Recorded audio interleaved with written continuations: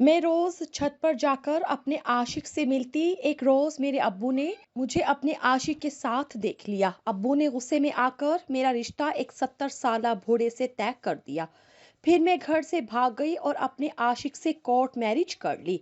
शादी के कुछ अरसे बाद उसने मुझे ऐसी बात बताई जिसे सुनकर मैंने उसे फौरन तलाक लेकर उस बूढ़े से शादी की, क्योंकि इन दिनों मेरी उम्र 16 साल थी। अच्छे बुरे की तमीज और दुनिया को बरतने का ढंग नहीं आया था।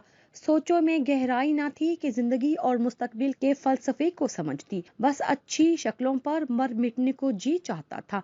ये उम्र का वो दौर था जब दिल को साथी की तलाश होती है। मैं भी बेमकसद नहीं झांकती थी। नजरें किसी हसीन साथी की आरजू में बेकरार रहती थी और मेरी भोली माँ मेरी नजरों का मफहूम ना समझती थी। तभी उन्होंने कभी छत पर जाने से मना नहीं किया था। उनका ख्याल होगा ये और तो कहीं आती जाती नहीं, एक छत ही तो है, खुली फिजा में सांस ले ले।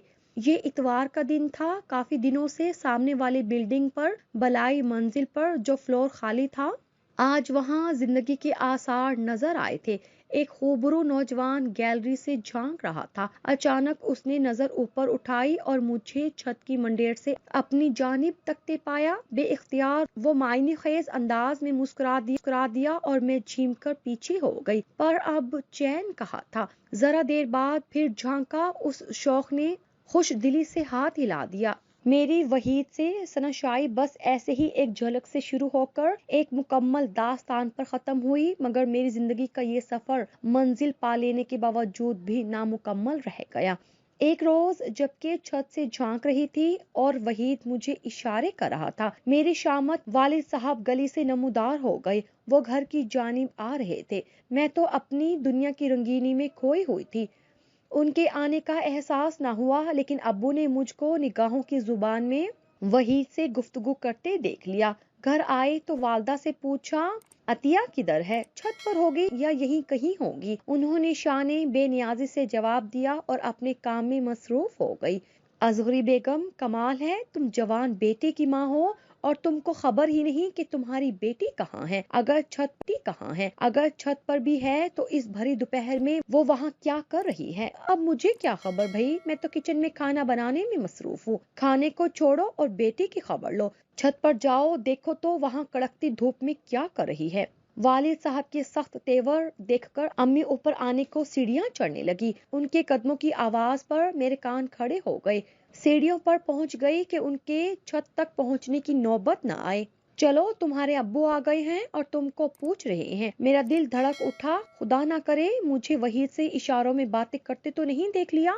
दिल दुरुस्त खदशे से धड़का था। उन्होंने डपट कर पूछा, इतनी तपिश है, इस वक्त छत पर क्या कर रही थी? क्या सामने की बिल्डिंग में तुम्हारी कोई सहेली रहती है? उनका जुमाइनी जुमला मुझे ताज़ियाने की तरह लगा और मैंने झुर्झुरी ली। नहीं तो अब्बू, बस इतना ही कह सकी। वो भी उस वक्त गुस्सा पी गए, लेकिन उनके दिल में जिस खदशे ने सर उठाया था उसने एक ऐसी फिक्र का रूप धार लिया जो तपदिक की मानिंद बाबा जाने की हड्डियों को गुलाने लगी।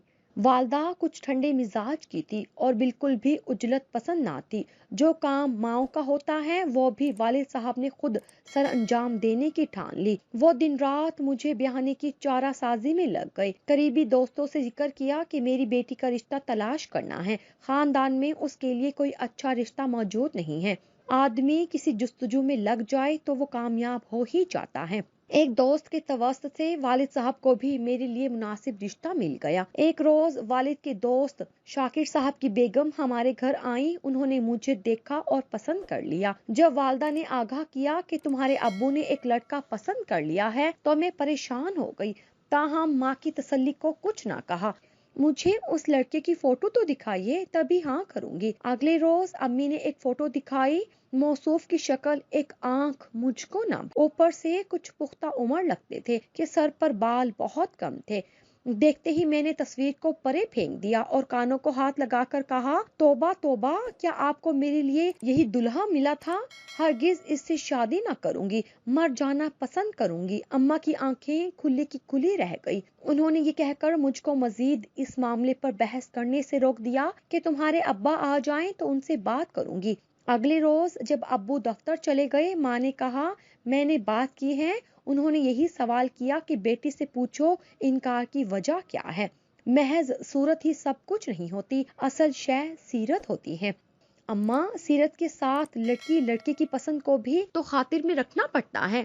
تجھے کوئی پسند ہے بتا دے، یہ بھی میں تیرے باپ سے پوچھ لوں گی۔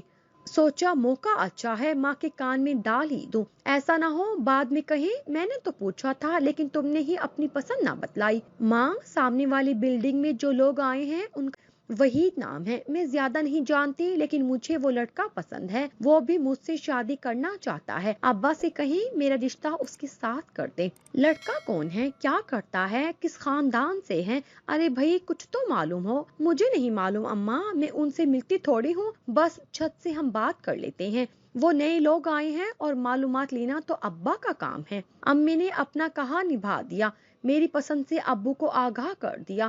وہ تو غصے میں آگ بگولا ہو گئے کہ میں سب جانتا ہوں، مجھے معلومات لینے کی ضرورت نہیں ہے، وہاں کوئی فیملی نہیں بلکہ ایک لڑکا تنہا رہتا ہے، کرائے پر فلیٹ لیا ہے، اس کے گھر والوں کا اتا پتا کیا معلوم کروں، مجھے وہ سرے سے پسند ہی نہیں ہے اور باش لگتا ہے مجھے وہ، تو اس کی فیملی بھی ہوتی تب بھی وہ مجھے قبول نہیں ہوتا۔ جو رشتہ شاکر صاحب کے توسط سے آیا ہے وہ ہر لحاظ سے بہتر ہے، بیٹی کو سمجھا دو کہ یہ تاک جھانک کا سلسلہ بند کر دے ورنہ ایسی مار ماروں گا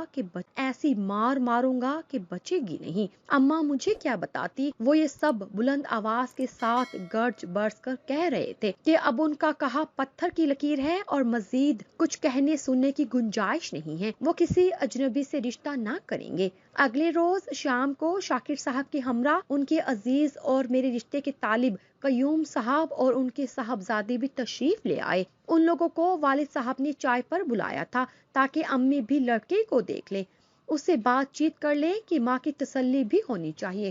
والدہ نے بات چیت کر لی اور انہیں بھی فرقان پسند آ گیا، بلکہ وہ تو اس رشتے کی زیادہ طرفدار ہو گئی۔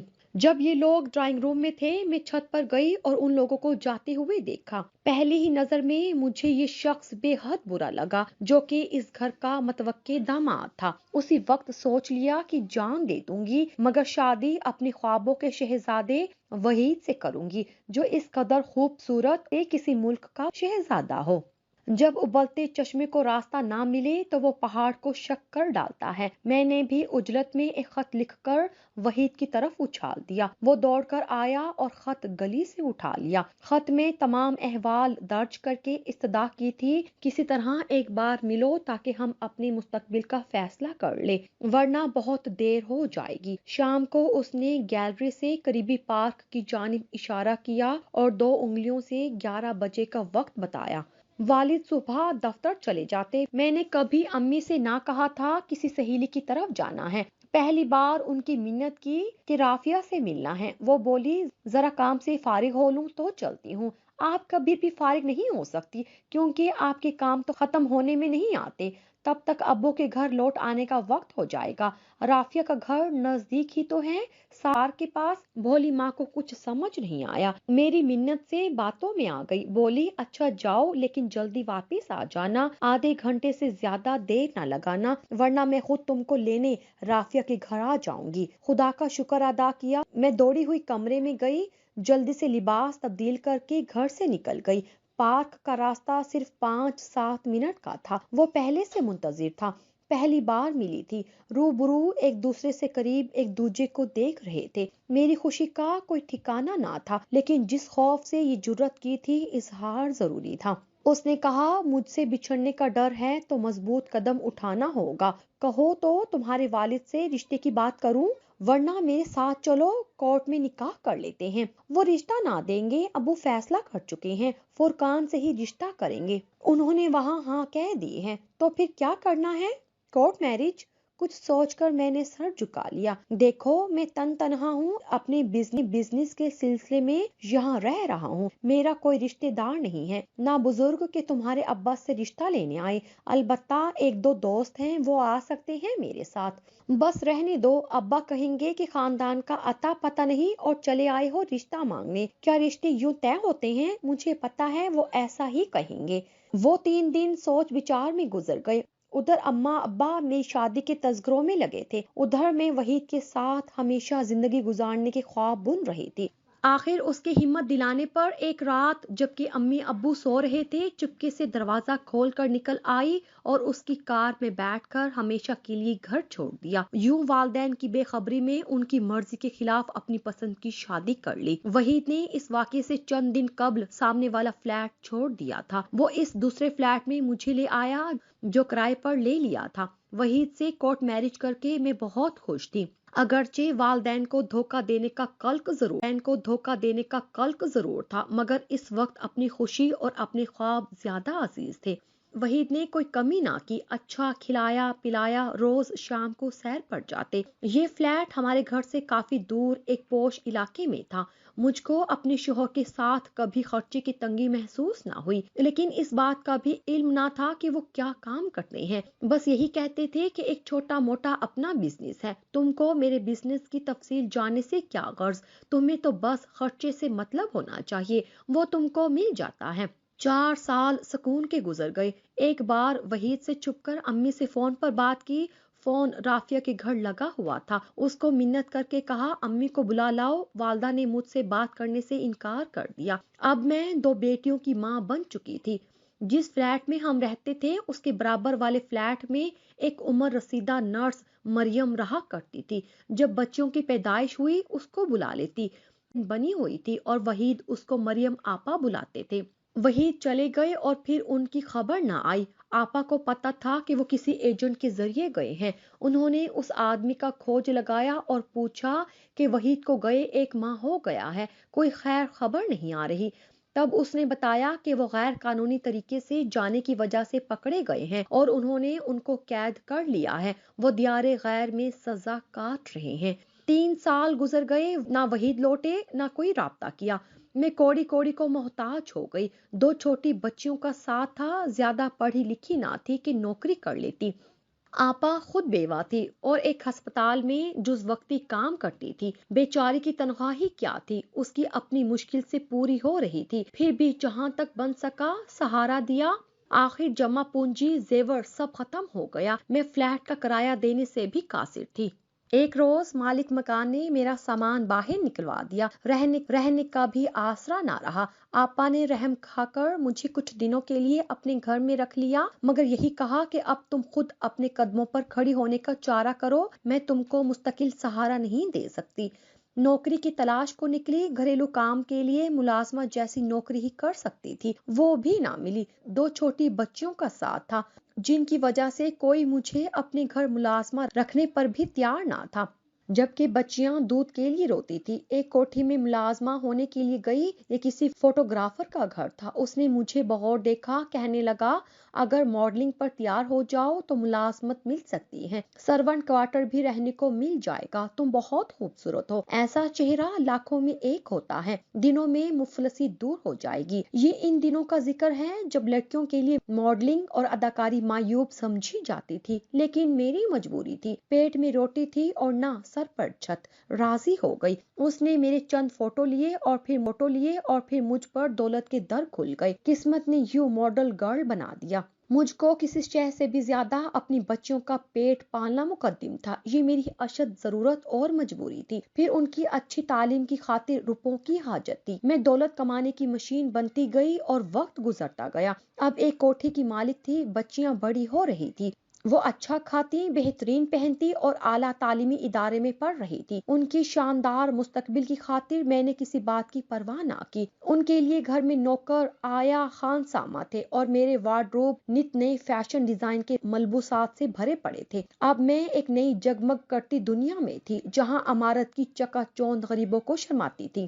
دولت کی ریل پیل تھی، میرے اشاروں پر مشہور مصنوعات بنانے سبھی کچھ مل گیا، مگر وحید نہ تھے اور ان کی یاد میرے دل میں ہر دم چٹکیاں لیتی تھی۔ مجھ کو ان سے واقعی محبت تھی، ان کے ساتھ گزرے دن جنت کا خواب معلوم ہوتے تھے۔ جب شوہر سے جدائی کا خیال روح کو مجروح کرتا تو دل بے بس ہو جاتا۔ وہ موسم سرما کی ایک سرد رات تھی۔ 7 سال بعد مریم کے ہمراہ اچانک وحید آ گئے۔ مریم میرا گھر جانتی تھی، ان کو سامنے دیکھ کر آنکھوں پر یقین نہ آ رہا تھا۔ سوچ رہی تھی جب صبح بچیاں اپنے باپ کو دیکھیں گی تو ان کا کیا رد عمل ہوگا، خوشی سے پاگل ہو جائیں گی۔ وحید کو تمام رات اپنے اوپر گزرے دکھوں کا ایک ایک لمحہ بتاتی رہی۔ میں نے کہا مجھے معاف کر دو، یہ سب میں نے بہت مجبوری میں کیا، اب تم آ گئے ہو تو ہرگز گھر سے قدم نہیں نکالوں گی، میں ماڈلنگ ترک کر دوں گی اور اپنی بچیوں کے لیے ایک مثالی ماں بن جاؤں گی، ہم ایک نئے دور کا آغاز کریں گے۔ یقین تھا کہ وحید ہمارے لیے کچھ کریں گے، میری اور میری بچیوں کی خاطر انہوں نے مجھے معاف کر دیا اور کہا کوئی بات نہیں، تم نے ماڈلنگ کی ہے اور میں دنیا گھوم آیا ہوں، کوئی بھی کام برا نہیں بشرط یہ کہ آدمی خود برا نہ ہو۔ دنیا گھومنے سے میرے خیالات میں تبدیلی آ گئی، وہ ہمارے ساتھ کوٹھی میں رہنے لگے، لیکن ان کو اب بیکار بیٹھنے سے غرض تھی، کمانے سے کوئی سروکار نہ رہا تھا، کہتے تھے بھٹکتے بھٹکتے تھک گیا ہوں، اب ذرا آرام کرنا چاہتا ہوں، سستانا چاہتا ہوں، مجھے سانس لینے دو۔ انہوں نے اتنا لمبا آرام کیا تھا کہ کمانے جوگے نہ رہے، آرام کی سانسیں ہی راس آ گئی، مجھے کہتے ماڈلنگ نہ چھوڑنا، اب اتنی محنت کر چکی ہو، اپنے پیشے کو ترک مت کرنا، وقت ٹھہرتا نہیں، میں بھی سن رسیدگی کی طرف جا رہی تھی، حسن میں وہ کشش وہ بات نہ رہی، تو میں نے کام چھوڑ دیا، کیونکہ نئی خوبصورت تازہ روح لڑکیاں آ رہی تھی، ان کی مانگ تھی، مجھ ادھیڑ عمر کا کیا کام،